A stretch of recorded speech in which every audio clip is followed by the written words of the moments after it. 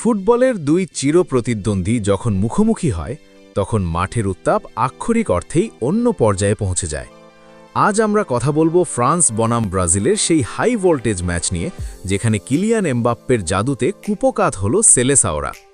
10 জনের দল নিয়েও ব্রাজিলকে 2-1 ব্যবধানে হারিয়ে বিশ্বকাপে নিজেদের শক্তিমত্তার এক বিশাল বার্তা দিল দিদিয়ের দেশমের ফ্রান্স।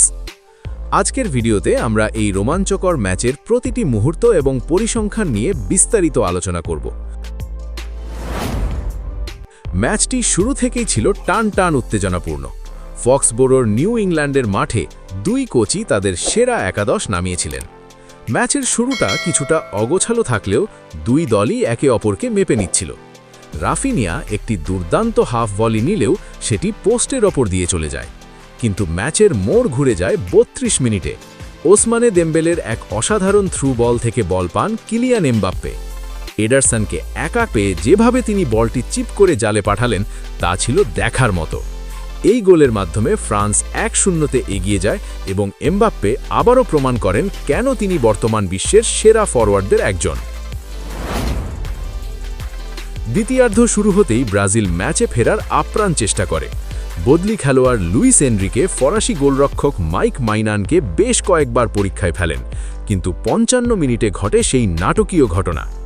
ওয়েসলিকে বক্সের ঠিক বাইরে ফাউল করে বসেন ফরাসি ডিফেন্ডার দায়ো উপামেকানো। রেফারি প্রথমে হলুদ কার্ড দেখালেও VAR রিভিউয়ের পর সিদ্ধান্ত বদলে তাকে লাল কার্ড দেখানো হয়। ফ্রান্স তখন 10 জনের দলে পরিণত হয়।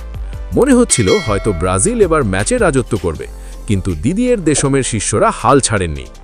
10 জন নিয়ে খেলা সত্ত্বেও 10 মিনিট পরই ব্যবধান দ্বিগুণ করে ফ্রান্স। মাইকেল অলিসের চমৎকার পাস থেকে গোল করেন হুগো একিতিকে। এমবাপ্পের মতো তিনিও এডারসনকে পরাস্ত করেন দারুণ এক চিপে। স্কোর লাইন তখন 2-0। ব্রাজিল হাল ছাড়েনি। গোলমুখের জটলা থেকে জুভেন্টাস ডিফেন্ডার ব্রেমার তার প্রথম আন্তর্জাতিক গোলটি করে ব্যবধান 2-1-এ কমিয়ে আনেন। এরপর ম্যাচটি একতরফা ব্রাজিলের আক্রমণের দিকে চলে যায়। ভিনিসিয়াস জুনিয়র এবং ব্রেমার দুজনেই সমতা ফেরানোর সুবর্ণ সুযোগ পেয়েছিলেন, কিন্তু লক্ষ্য ভেদ করতে ব্যর্থ হন। এবার একটু পরিসংখ্যানের দিকে তাকানো যাক। এই ম্যাচের হিরো কিলিয়ান এমবাপ্পে এখন 56টি আন্তর্জাতিক গোলের মালিক। অলিভিয়ের জিরুডির সর্বকালের রেকর্ড 57 গোল ভাঙতে তার আর মাত্র একটি গোল প্রয়োজন। আগামী রোববার কলম্বিয়ার বিপক্ষেই হয়তো তিনি এই ইতিহাস গড়বেন। অন্যদিকে ব্রাজিলের জন্য দিনটি ছিল হতাশাজনক। পরিসংখ্যানে ব্রাজিল এগিয়েছিল। তারা ফ্রান্সের 7টি শট নিয়ে ব্রাজিল নিয়েছিল 17টি শট এবং এক্সপেক্টেড গোল রেট ছিল 2.24। কিন্তু কার্লো আনচেলত্তির দল গোল মুখে ছিল একেবারেই ব্যর্থ।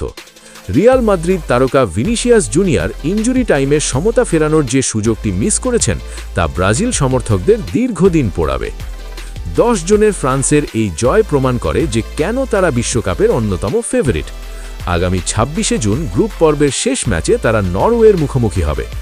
অন্যদিকে ব্রাজিলকে তাদের ফিনিশিং নিয়ে আরও অনেক কাজ করতে হবে। আপনার কি মনে হয়, এমবাপ্পে কি কলম্বিয়ার বিপক্ষেই জিরুডকে ছাড়িয়ে যাবেন? আর ব্রাজিলের এই হারের মূল কারণ কি ছিল? কমেন্ট বক্সে অবশ্যই আপনার মতামত জানান। ভিডিওটি ভালো লাগলে লাইক দিন এবং আমাদের চ্যানেলটি সাবস্ক্রাইব করতে ভুলবেন না। দেখা হচ্ছে পরবর্তী ভিডিওতে। ধন্যবাদ।